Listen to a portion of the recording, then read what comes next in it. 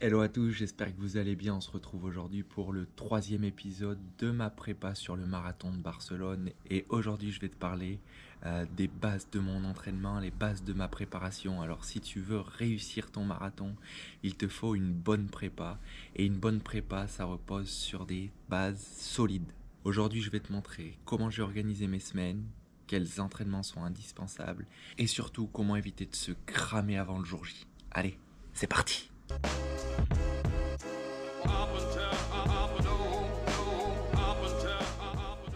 Une prépa, c'est comme un bon plat.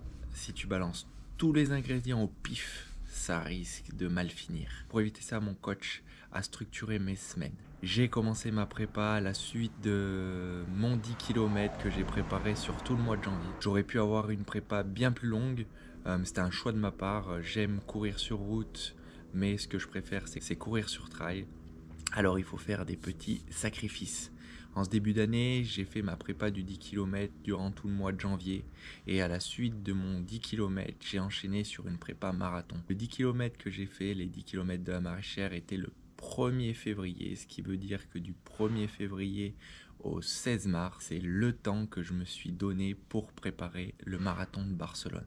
Certes, un peu court, mais on va faire avec. Donc je me suis reposé sur les bases que j'avais du 10 km et on a affiné avec mon coach l'entraînement sur un entraînement plus spécifique marathon. Alors je vais te donner un peu les bases de ma semaine parce que ma semaine était structurée quasiment tout le temps de la même façon. Pour pas te dire de bêtises, j'ai pris mon téléphone et l'application Coros sur laquelle j'ai tout mon planning d'entraînement. Les séances n'étaient pas les mêmes, mais elles avaient pour but de travailler la même chose. En début de semaine, le lundi, j'avais entre une demi-heure et 3/4 d'heure de EF, ou bien de home trainer, ou bien de tapis. C'était à moi de choisir. Ensuite, le mardi, j'avais une endurance fondamentale qui a varié entre 1 heure et 1h15. Ensuite, le mercredi, j'avais des séances plus type VMA. Donc là, j'en prends une au hasard. 2 fois 10 fois 400 avec 3 minutes de repos. Voilà le genre de séance que je pouvais avoir. Je peux vous en donner une autre. J'avais aussi 8 fois 300, 200. Voilà pour ma séance du mercredi, donc qui était plus une séance de vitesse. Le jeudi, c'était renfo, plus vélo, plus home trainer, donc à peu près entre 30 et 40 minutes de renfo. Le vendredi, ça dépendait en fonction du week-end qui m'était prévu, mais ça pouvait être de l'EF ou un jour de repos si j'avais un gros week-end. Mais du coup, l'EF que je pouvais faire le vendredi pouvait atteindre 1h15, 1h30. Et ensuite, les week-ends, c'était simple, il y avait une sortie longue avec de l'allure marathon.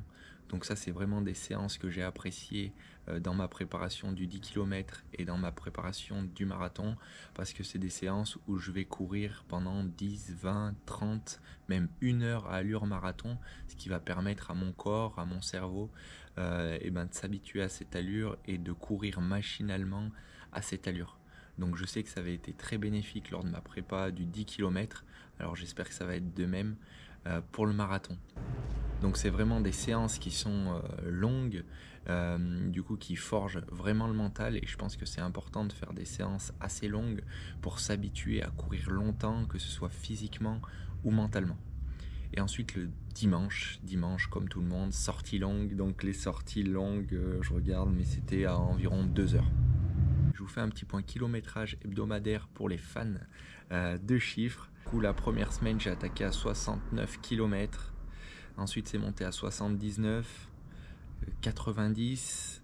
Après, il y a eu une rechute parce qu'il y a une séance que je n'ai pas pu faire et que j'ai faite la semaine d'après. Mais j'étais quand même à 72 km.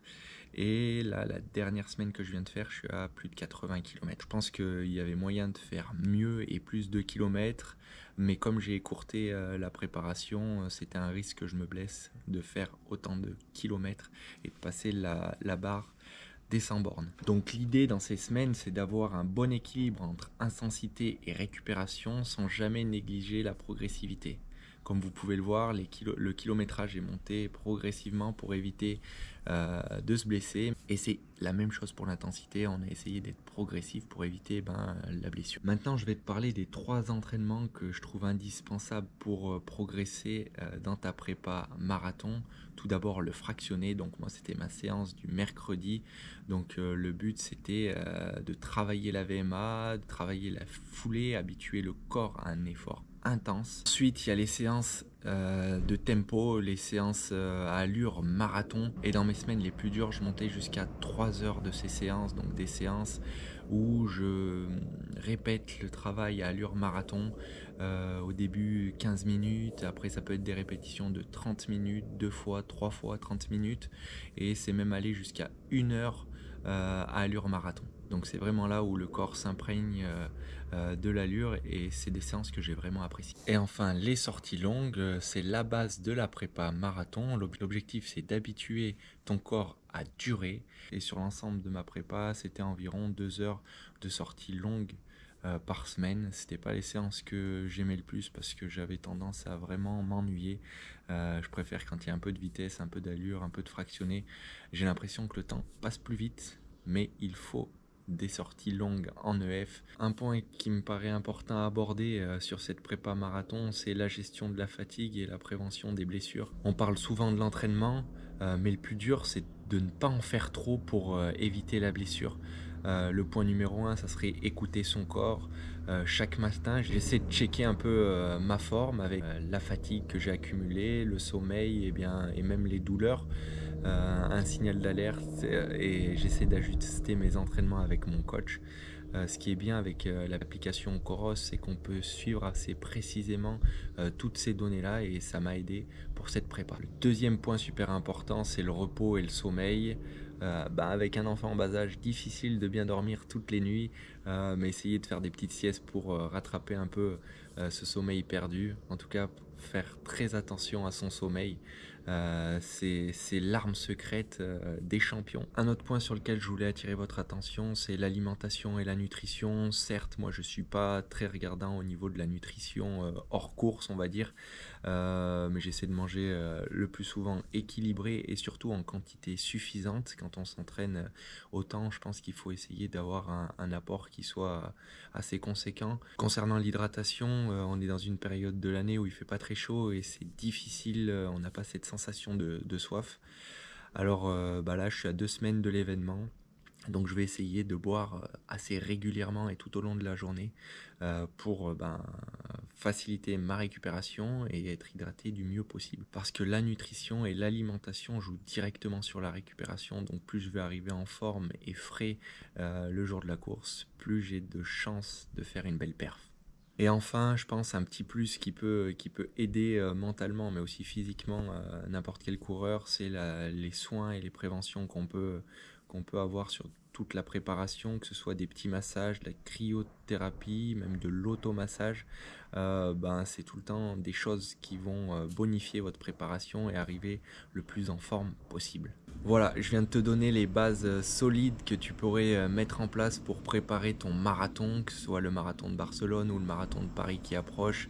Vous deviez être en plein dedans ou vos prochains marathons.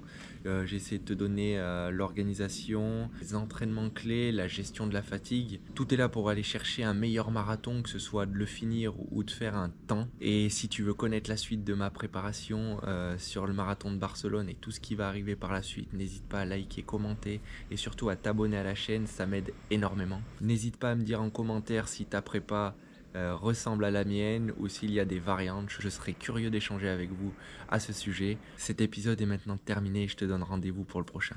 Bye!